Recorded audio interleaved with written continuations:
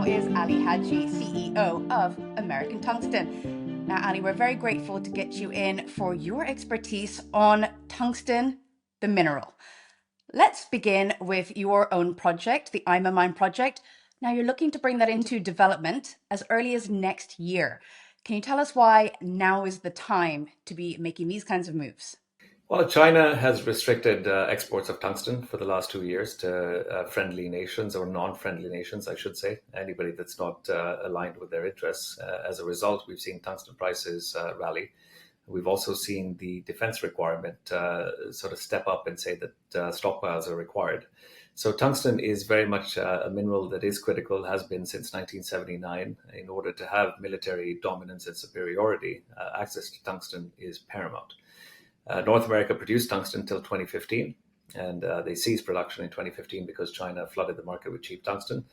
The entire narrative today is that we have to ensure that the outsourcing and offshoring of these critical metals that we have done over the last 20 years is reversed, so that we have access to what is required to ensure that we have the ability to defend ourselves, to build nuclear power stations, commercial aviation, but more importantly, ensuring that we do have access to minerals that allow us to be secure.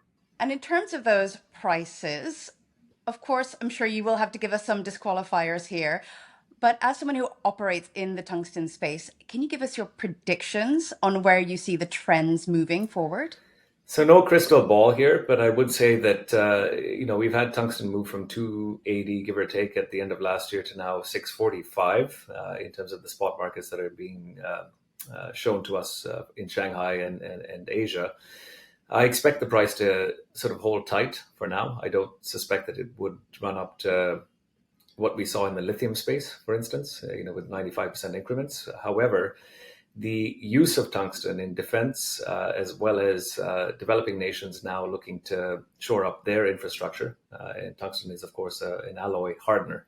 So we start to see construction around the world. We start to see defense increments in expenditure, especially with NATO now announcing 5% of their GDP going towards defense.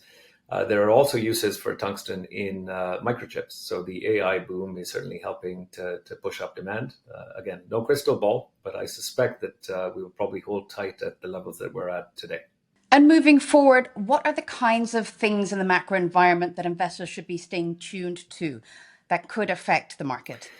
If China were to come back online and provide tungsten to everybody that requires it, that might be deemed friendly or non-friendly, I think that's something that we might see drop the price of tungsten.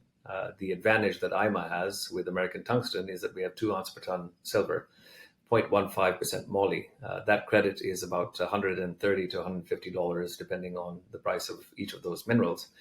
That allows us to hedge any sort of price movement. And in terms of our grade being the second highest in North America at 0.63, we're certainly very well positioned to be profitable irrespective of any price movement. So investors should be wary of perhaps lower grade projects, projects that might not have any additional credits to offset their OPEX. But in terms of the overall macro sentiment, should we go back to the 70s and have a fair bit of love, peace, and happiness and poppies and everything else, and defense starts to be less of a priority, I think tungsten prices start to fall. Well, Ali, there's some very valuable insights there. We're very grateful for your time and looking forward to following your IMA Mine project. Thank you.